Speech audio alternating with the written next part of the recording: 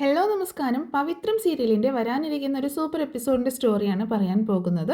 എല്ലാവരും സ്റ്റോറി മുഴുവനായിട്ട് കേൾക്കാം. അങ്ങനെ ശ്രീകാന്ത് വേദയുടെ റൂമിൽ ആരോ ഒളിച്ചിരിക്കുന്നെന്ന് സംശയത്താൽ വേദയുടെ റൂമിന് അരികിൽ എത്തുകയാണ്.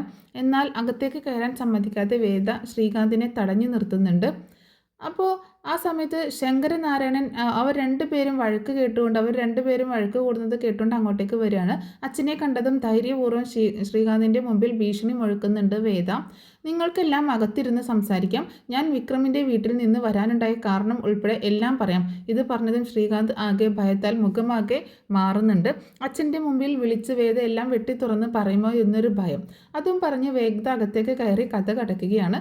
സംശയത്തോടെ ശങ്കരനാരായണൻ അവനെ നോക്കുന്നുണ്ട്. അവൾ വിക്രമിൻ്റെ വീട്ടിൽ നിന്ന് തിരികെ വരാനുള്ള കാരണം നീയാണോ ശ്രീകാന്ത് എന്ന് ചോദിക്കുമ്പോൾ അച്ഛ അവൾ ഓരോ കഥകൾ പറയുകയാണ്. അച്ഛൻ അങ്ങനെയൊന്നുമില്ല അച്ഛ എന്നൊക്കെ പറയണം. അവൾ ആരെയും ഒളിപ്പിക്കുന്ന പോലെ എനിക്ക് തോന്നി. ദീപ്തിയും വർഷയും ഒക്കെ പറഞ്ഞു അവളുടെ റൂമിലേക്ക് ആരും വരാൻ അവൾ സമ്മതിക്കുന്നില്ലെന്ന്. ആര് പറഞ്ഞു? ഇന്നലെ അവളുടെ റൂമിൽ ഞാൻ കയറിയതാണല്ലോ. അവിടെ ആരെയും ഞാൻ കണ്ടില്ല.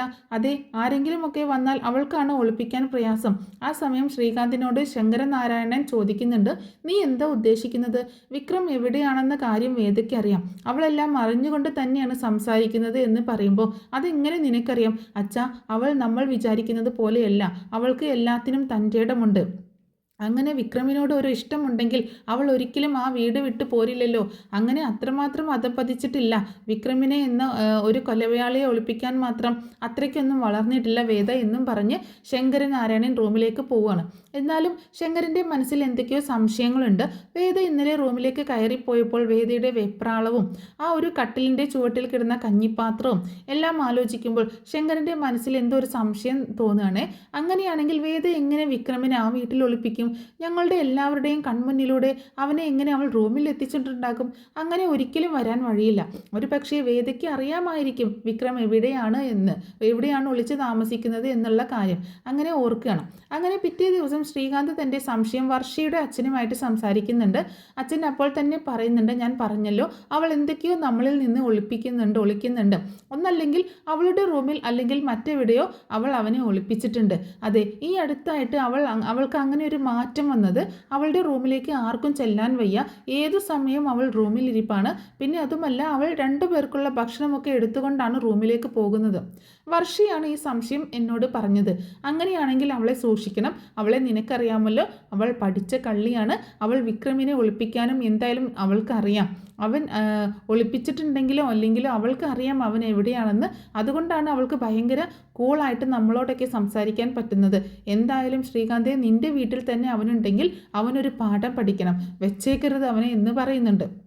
എന്നാൽ വിക്രമും വേദയും വളരെ ജോളിയായിട്ട് ആ റൂമിൽ അങ്ങനെ കഴിയാണ്. ശ്രീകാന്തിൻ്റെ മനസ്സിലൊരു പദ്ധതിയുണ്ട്. പോലീസിനൊരു ഇൻഫർമേഷൻ കൊടുക്കാം. വരുണിൻ്റെ കൊലയാളി ജഡ്ജി ശങ്കരനാരായണൻ്റെ വീട്ടിൽ തന്നെ ഒളിച്ചിരിപ്പുണ്ടെന്നും അവൻ്റെ ഭാര്യ വീട്ടിൽ അവൻ ഒളിച്ച് താമസിക്കുകയാണെന്നൊക്കെ ഒരു ഇൻഫർമേഷൻ കൊടുത്താലോ എന്നിങ്ങനെ ചിന്തിക്കണം. അങ്ങനെ ജയശങ്കറിൻ്റെ വാക്കുകൾ കേട്ടതും ശ്രീകാന്തിന് അതിനൊരു ഉത്സാഹം തോന്നുകയാണ്. അങ്ങനെ ഒരു ഇൻഫർമേഷൻ ശ്രീകാന്ത് അല്ലെന്ന രീതിയിൽ ഒരു ഫോൺ അങ്ങനെ മാറിക്കൊണ്ട് ശബ്ദമൊക്കെ മാറ്റിക്കൊണ്ട് പോലീസ് സ്റ്റേഷനിലേക്ക് വിളിച്ച് വിക്രം ഒളിച്ച് താമസിക്കുന്നുണ്ട്. അതും ജഡ്ജ് ശങ്കരനാരായണൻ്റെ വീട്ടിൽ തന്നെയാണ്, അവൻ്റെ ഭാര്യ വീട്ടിലാണ് അവൻ ഒളിച്ച് താമസിക്കുന്നത് എന്നൊരു അറിവ് കിട്ടി എന്ന് പറഞ്ഞു കൊടുക്കുന്നുണ്ട്.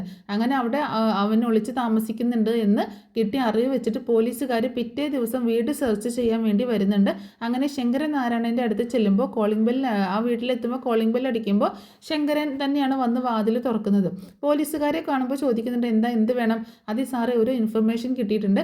ഇവിടെ വിക്രം എന്ന കൊലയാളിയെ ഒളിപ്പിച്ച് താമസിച്ചിട്ടുണ്ടോ, അങ്ങനെ താമസിപ്പിച്ചിട്ടുണ്ട് എന്നൊരു ഇൻഫർമേഷൻ കിട്ടി. അത് പരിശോധിക്കാനാണ് ഞങ്ങൾ വന്നത് എന്ന് പറയണം. എൻ്റെ വീട്ടിലോ? അതേ സാർ, ബുദ്ധിമുട്ടിക്കുന്നതിൽ ക്ഷമിക്കണം. പക്ഷേ ഞങ്ങൾക്ക് സെർച്ച് ചെയ്തേ മതിയാവൂ. ആയിക്കോട്ടെ. അങ്ങനെ ശങ്കരനാരായണൻ ഒഴിഞ്ഞു കൊടുക്കുകയാണ്. ആ സമയത്താണെങ്കിലോ പുറത്ത് പോലീസ് വാഹനം കണ്ടതും വിക്രമിനെ എങ്ങനെ ഒളിപ്പിക്കണമെന്നറിയാതെ ആകെ വെപ്രാളപ്പെടുകയാണ് വേദ. വിക്രം വാ പോലീസ് എന്ന് പറഞ്ഞുകൊണ്ട് വേദ വിക്രമിനെ ബാത്റൂമിനുള്ളിൽ കയറ്റുന്നുണ്ട്. അതിനുശേഷം അവിടെ കുറച്ച് മരുന്ന് ഇങ്ങനെ ഇടുന്നുണ്ട്. അതായത് ബാത്റൂം എല്ലാം കഴുകാൻ ഉപയോഗിക്കുന്ന ഒരു കെമിക്കലിൻ്റെ വെള്ളം അവിടെയും ഒഴുകുകയൊക്കെ ചെയ്യുന്നുണ്ട്. അങ്ങനെ വിക്രമിനെ ആ ഡോറിന് പുറകിലായിട്ട് വെക്കുകയാണ്. ആ സമയത്ത് എല്ലാ റൂമിലും കയറി ഇറങ്ങുകയാണ് പോലീസ്. ഒടുവിൽ വേദയുടെ റൂം പരിശോധിക്കാനും പോലീസുകാർ വരികയാണ്. അങ്ങനെ അവിടെയൊക്കെ നോക്കുന്ന സമയത്ത് ശ്രീകാന്ത് പറയും ആ റൂമിൽ മറ്റൊരു റൂമും കൂടി ഉണ്ട് എന്ന് പറയണം. ഒരു സ്റ്റോർ റൂം ആയിട്ട് ഉപയോഗിക്കുകയാണ്, അവിടെ ഉണ്ട് എന്ന് നോക്കണം എന്ന് പറയണം. അങ്ങനെ പോലീസുകാർ അവിടെയെല്ലാം നോക്കുകയാണ്. ഒടുവിൽ ബാത്റൂം തുറന്ന് നോക്കുന്ന സമയത്ത് വല്ലാതെ രൂക്ഷമായിട്ടുള്ള ഗന്ധം കാണാം. സാർ അകത്തേക്ക് കയറേണ്ട, അവിടെ ഞാൻ താഴെ മരുന്ന് ഒഴിച്ച് വെച്ചിട്ടുണ്ട്, വഴുതാൻ സാധ്യതയുണ്ട് എന്ന് വേദ പറയണം. അങ്ങനെ അവിടെ നിന്ന് നോക്കാൻ കഴിയാഞ്ഞ പോലീസുകാർ പുറത്ത് നിന്ന് നോക്കുമ്പോൾ അകത്ത് ആരെയും തന്നെ കാണുന്നില്ല. എന്നാൽ വാതിലിൻ്റെ ഇടയിലായിട്ട് വിക്രം നിൽക്കുന്നുണ്ടാവും. അങ്ങനെ അവിടെയൊന്നും ആരുമില്ല എന്ന് പറഞ്ഞ് ഡോർ അടിച്ച് പോകാൻ നേരത്ത് വേദയുടെ കൈ ഡോറിൽ കുടുങ്ങി വേദനിക്കുന്നുണ്ട്. വേദ ഇങ്ങനെ കരഞ്ഞുകൊണ്ട് വേദന കൊണ്ട് കരയാണേ. ആ സമയത്ത് പോലീസുകാർ തിരിഞ്ഞു നോക്കും. അയ്യോ സാർ, വാതിലിൽ എൻ്റെ കൈ കുടുങ്ങി, അതുകൊണ്ടാണ് കരഞ്ഞത് എന്ന് പറയാണ്. അങ്ങനെ തൽക്കാലം വിക്രമും വേദയും രക്ഷപ്പെടുകയാണ്. പോലീസ് ആ വീട്ടിലൊക്കെ സെർച്ച് ചെയ്തിട്ടുണ്ടെങ്കിലും അവിടെയൊന്നും ആരെയും കാണുന്നില്ല. അന്നേരം ശങ്കരനാരായണൻ വേദയുടെ അരികിലേക്ക് വരികയാണ്. എന്നിട്ട് വേദയോട് പറയും, എന്താ മോളെ ഇങ്ങനെ ഒരു സെർച്ചിൻ്റെ കാര്യം, വിക്രമിനെ നീ ഒളിപ്പിച്ചെന്ന് ആര് ഇൻഫർമേഷൻ കൊടുത്തെന്നാ എന്ന് ചോദിക്കുമ്പോൾ അതൊന്നും എനിക്കറിയത്തില്ല അച്ഛാ, ഇപ്പോഴെങ്കിലും നിങ്ങൾക്ക് സംശയം തീർന്നല്ലോ, ഇനിയെങ്കിലും ഇങ്ങനെ ഓരോന്ന് പറഞ്ഞ് എന്നെ ഉപദ്രവിക്കാതെ, അല്ലെങ്കിലേ മനസ്സും അടുത്ത് ഞാൻ നിൽക്കുകയാണ് എന്ന് പറയണം. നീ അത്തരം ഒരു വിഡിത്തം കാണിക്കില്ലെന്ന് എനിക്കറിയാം, അതുകൊണ്ടാണ് ഇത്രയും ധൈര്യമായിട്ട് ഞാൻ ഇവിടെ നിന്നത്. അങ്ങനെ അച്ഛൻ്റെ വാക്കുകളൊക്കെ കേൾക്കുമ്പോൾ വേദയ്ക്ക് വല്ലാത്ത കുറ്റബോധം തോന്നുകയാണ്. എന്നാലും തൻ്റെ വിക്രമിനാണല്ലോ താനിങ്ങനെ റിസ്ക് എടുത്തത്, തൻ്റെ വിക്രമിന് വേണ്ടിയിട്ടാണല്ലോ എന്ന് ഓർക്കുമ്പോൾ അവൾക്ക് വല്ലാത്ത സന്തോഷമൊക്കെ തോന്നുന്നുണ്ട്. അങ്ങനെ അവരൊക്കെ പോയത് കാണുമ്പോൾ വിക്രം പറയും, ഇല്ല ഞാൻ ഇനി ഇവിടെ നിൽക്കുന്നില്ല, ഞാൻ പോവുകയാണ്. ഇവിടെ നിൽക്കുന്നതിന് പകരം പോലീസിന് പിടികൊടുക്കുന്നതാണ് നല്ലത്, ഇങ്ങനെ ടെൻഷൻ അടിക്കാൻ എനിക്ക് വയ്യ എന്ന് പറയുമ്പോൾ വിക്രം 2 ദിവസമെങ്കിലും ക്ഷമിക്കുക, ഇനി ഇവിടെ ആരും സെർച്ച് ചെയ്യാൻ വരില്ല.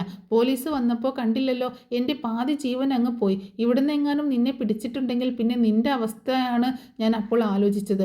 ഇപ്പോൾ ഒന്നും സംഭവിച്ചിട്ടില്ലല്ലോ എന്ന് പറഞ്ഞ് വേദ വിക്രമിനെ ആശ്വസിപ്പിക്കുകയാണ്. എന്നാൽ ഈ ഒരു സമയം അവിടെ വിക്രമിൻ്റെ അമ്മ കമലയ്ക്ക് വല്ലാതെ അസുഖം കൂടുകയാണ് കേട്ടോ. അതായത് നെഞ്ചുവേദനയും തളർച്ചയൊക്കെ വരുന്നുണ്ട്. അങ്ങനെ ഹോസ്പിറ്റലിൽ അഡ്മിറ്റ് ചെയ്യുന്നുണ്ട്. ആ വിവരം വേദ അറിയുന്നുണ്ട്. അങ്ങനെ വിക്രമിൻ്റെ അമ്മയ്ക്ക് തീരെ സുഖമില്ലെന്നും ഹോസ്പിറ്റലിൽ അഡ്മിറ്റാണെന്ന കാര്യമൊക്കെ ശ്രീ ചേച്ചി വിളിച്ച് പറയുമ്പോൾ വേദ ഇത് അറിയണം. അങ്ങനെ പിറ്റേ ദിവസം രാത്രി അവർ രണ്ടുപേരും അമ്മയെ കാണാനായിട്ട് ഹോസ്പിറ്റലിൽ പോകാൻ തന്നെ തീരുമാനിക്കുകയാണ്. വേദയും വിക്രമും കൂടി അവിടെ നിന്ന് ഇറങ്ങുന്നുണ്ട്. വിക്രം എങ്ങനെയൊക്കെയോ താഴെ എത്തുകയാണ്. കാറും എടുത്ത് വേദയും കൂടി ഹോസ്പിറ്റലിലേക്ക് എത്തുകയാണ്. അങ്ങനെ അവിടെ വെച്ച് കമലമ്മ വിക്രമിനെ കാണുന്നുണ്ട്. മകനെ അമ്മ കെട്ടിപ്പിടിച്ച് കരയണം, മോനെ നീ ഇത് എവിടെയാണ്, നിന്നെ അന്വേഷിച്ച് പോലീസും ഗുണ്ടകളും വീട്ടിൽ വന്ന് കയറി ഇറങ്ങുകയാണ്, എനിക്കറിയാം അമ്മേ, ഞാൻ വേദയുടെ കൂടെ ഉണ്ട്, അവളുടെ വീട്ടിലാണ് ഞാൻ, ഇത് ആർക്കും ഇത് അറിയത്തില്ല. അതിപ്പോൾ വേദയെ കെട്ടിപ്പിടിച്ച് ഇങ്ങനെ പൊട്ടിക്കരയാണ് കമലമ്മ. തൻ്റെ മകന് രക്ഷയായത് വേദയാണ് എന്ന് മനസ്സിലാക്കുക കേട്ടോ. എന്നെ രക്ഷിച്ചത് വാസവൻ, വേദയാണ് എന്നെ രക്ഷിച്ചത് അമ്മേ, വാസവൻ എന്നെ വെടിവെച്ച് ഇതൊക്കെ എന്ന് എൻ്റെ കാലിന് മുറിവേറ്റ് വേദയും ജോസഫും കൂടി എന്നെ രക്ഷിച്ചു എന്നൊക്കെ കാര്യങ്ങളൊക്കെ പറയുന്നുണ്ട്. അങ്ങനെ അമ്മ അവനോട് ധൈര്യം പകരുകയാണ്. നീ ധൈര്യമായിട്ടിരിക്കണം, നീ ചെയ്ത തെറ്റ് ചെയ്തിട്ടില്ലെന്ന കാര്യം പോലീസിന് ബോധ്യപ്പെടും, വേദമോളൊക്കെ നിൻ്റെ കൂടെ ഉണ്ടല്ലോ, അതുകൊണ്ട് സത്യം പുറത്ത് കൊണ്ടുവരണം, അതുവരെ നീ എങ്ങനെയെങ്കിലും ഒളിഞ്ഞു നിന്നേ മതിയാവും, വീട്ടിലെ കാര്യം ഞങ്ങൾ നോക്കിക്കൊള്ളാം എന്ന് പറയണം. അങ്ങനെ അമ്മ ഓരോന്ന് ആലോചിച്ച് ടെൻഷൻ ആവേണ്ട, എനിക്കൊരു ആപത്തും വരില്ല, ഞാൻ ഇതാ വേദയുടെ കൂടെയാണ്, എല്ലാ കാര്യങ്ങളും വേദ നോക്കിക്കോളും. അങ്ങനെ അവർ വീണ്ടും തിരികെ പോവുകയാണ്. എന്ന് വിക്രം പോവാനായിട്ട് വാശി പിടിക്കാൻ, ഇനി ഞാൻ ഇവിടെ നിന്നാൽ ശരിയാവത്തില്ല വേദ, നമുക്ക് തിരികെ പോവാം. അത് പറ്റില്ല വിക്രം, എന്തൊക്കെയായാലും ഇത്രയും ദിവസമായാലും 2 ദിവസം കൂടി കഴിഞ്ഞാൽ മുറിവ് നന്നായിട്ട് ഉണങ്ങും എന്ന് പറയാം. അതായത് റൂമിലേക്ക് തിരിച്ചു വന്നതിന് ശേഷം വിക്രം വീണ്ടും വാശി പിടിക്കുകയാണ്, എനിക്കിവിടെ നിൽക്കാൻ പറ്റില്ല എന്നൊക്കെ പറഞ്ഞിട്ട്.